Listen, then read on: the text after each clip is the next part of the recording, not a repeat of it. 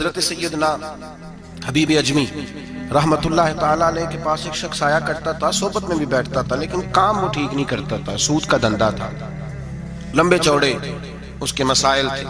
حالانکہ ایک ہی بیٹی تھی، وہ بھی دونوں ٹانگوں سے معذور تھی، دونوں ٹانگوں سے معذور، بڑے حکیم طبیب دکھائے لیکن بچی کو شفا نہیں ہوتی۔ شخص بھی اپنے مزاج کے لحاظ سے اچھا نہیں تھا۔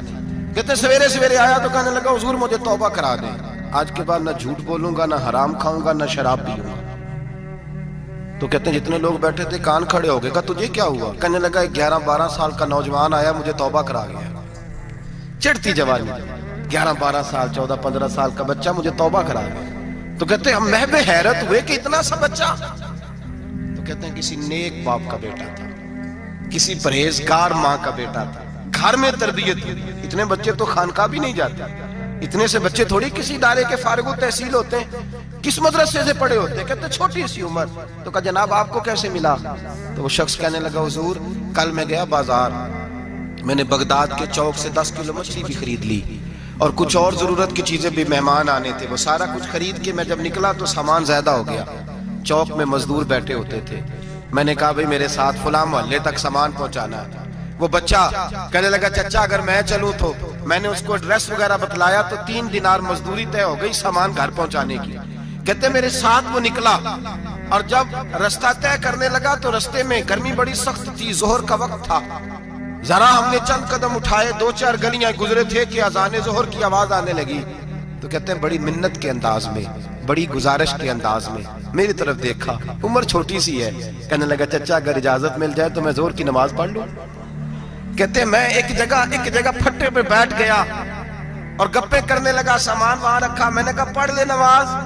کہتے ہیں بچہ نماز پڑھنے چلا گیا، باقی لوگ دیر سے آئے، وہ نماز پڑھ کے جلدی آ گیا۔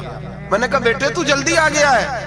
کہنے لگا اس لیے جلدی آیا ہوں کہ آپ یہ نہ سمجھے یہ کام چور ہے، میں نے نفل چھوڑ دیے ہیں، فارغ ہو کے پڑھ دوں گا۔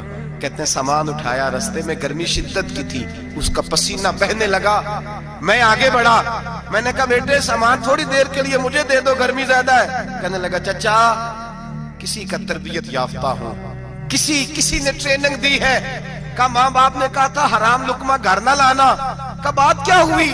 کہنے لگے میں آپ کو نہیں دے سکتا، اس لیے کہ 3 دینار مزدوری گھر پہنچانے کی طے کی ہے، اگر آپ اٹھائیں گے تو پھر میں پیسے پورے نہیں لوں گا۔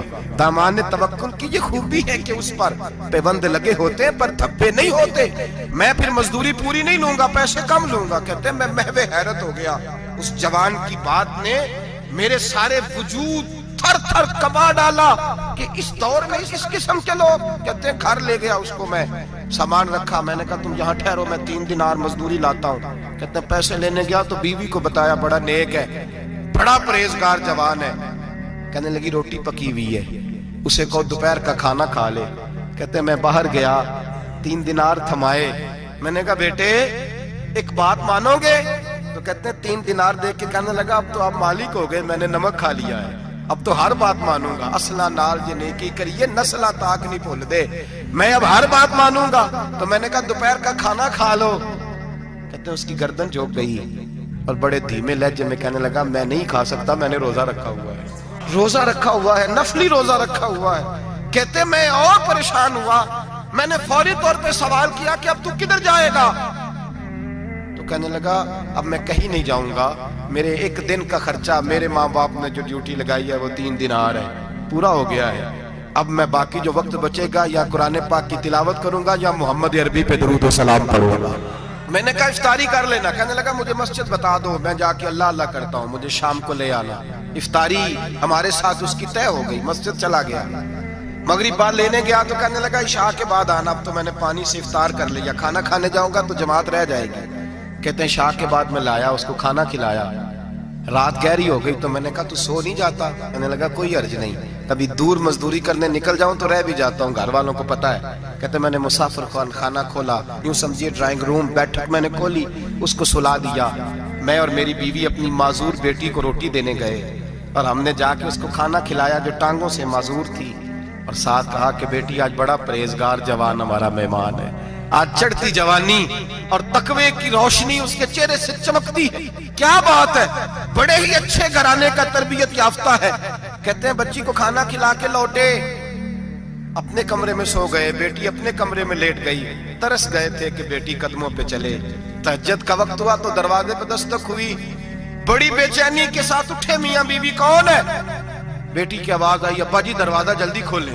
کہتے ہیں کلیجے پھٹنے لگے، ذہن بکھرنے لگے، سوچے ہیں کہ وہ 2-1 منٹ ہمارے اوپر پہاڑ بننے لگے۔ دروازہ کھولا تو وہ بیٹی جس کے لیے ترس گئے تھے کبھی چلے گی، وہ اپنی ٹانگوں پہ کھڑی ہے، کبھی دوڑ کے ادھر جاتی، کبھی دوڑ کے ادھر آتی۔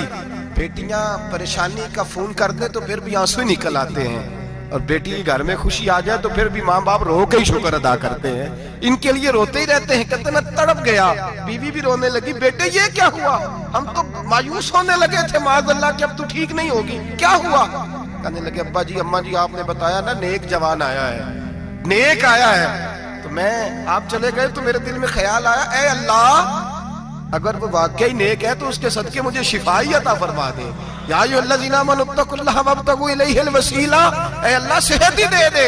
کہتے ابھی میری دعا بھی پوری نہیں ہوئی کہ میرا وجود حرکت کرنے لگا، اور یہ دیکھو میں اٹھ کے کھڑا ہو گئی ہوں۔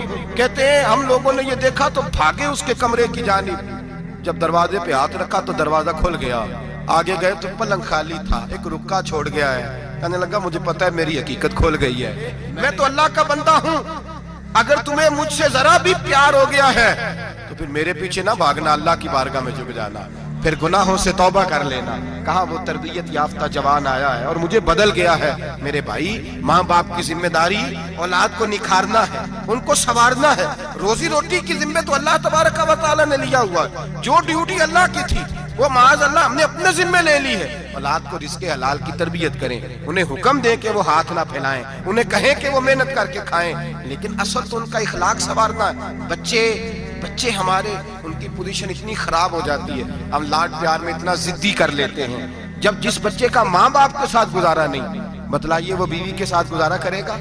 جس کا ماں باپ کے ساتھ وقت نہیں گزرتا وہ بہن بھائیوں کے ساتھ گزارے گا؟